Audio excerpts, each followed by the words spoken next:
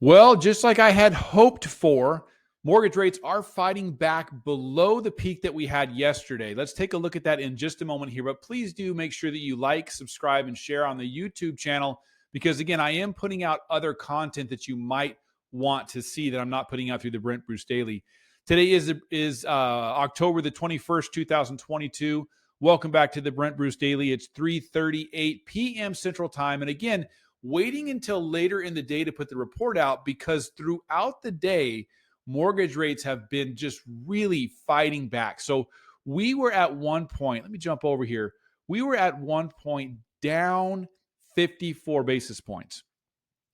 If we had closed there, we probably would have had a Brent Bruce Daily mortgage rate of 5.25. I'm sorry, 5. Let me say that again, 7.5%. The overall Brent Bruce Daily interest rate would have been as high as 7.5% without any points.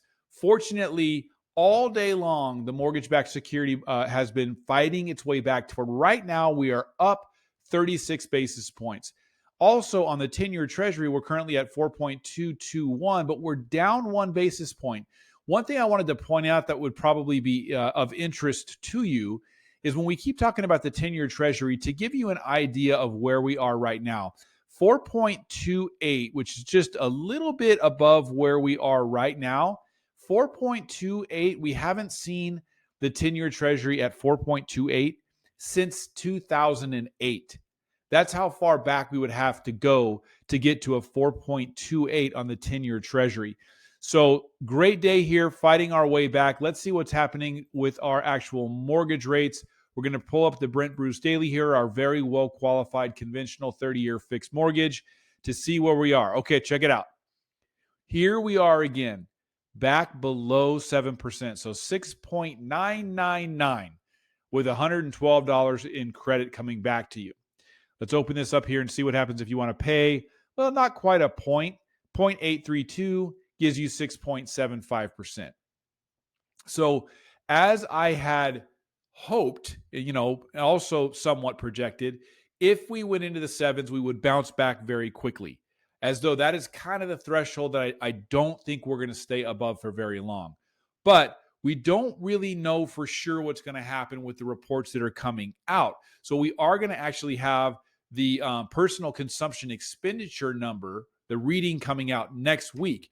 The PCE is the Federal Reserve's number one, what they like the most. It's their favorite measurement for inflation, and they want to see it eventually at 2.0. That's what they consider a healthy rate of inflation is 2%.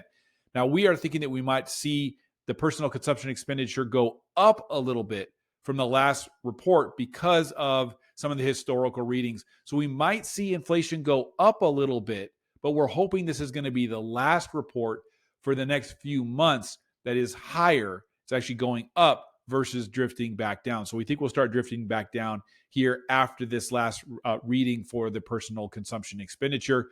But we're also hoping or expecting that the markets have already kind of baked in this information as we saw this big run up over the last week. We're hoping that they basically have already absorbed that information.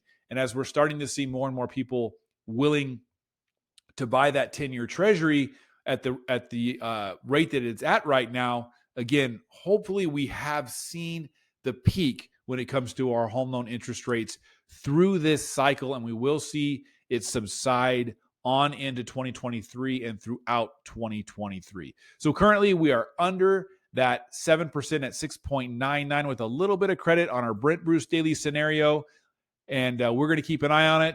Big week next week because of the PCE coming out. I will keep you posted. Have a great weekend. Make sure that you like, subscribe, and share. We'll talk to you soon.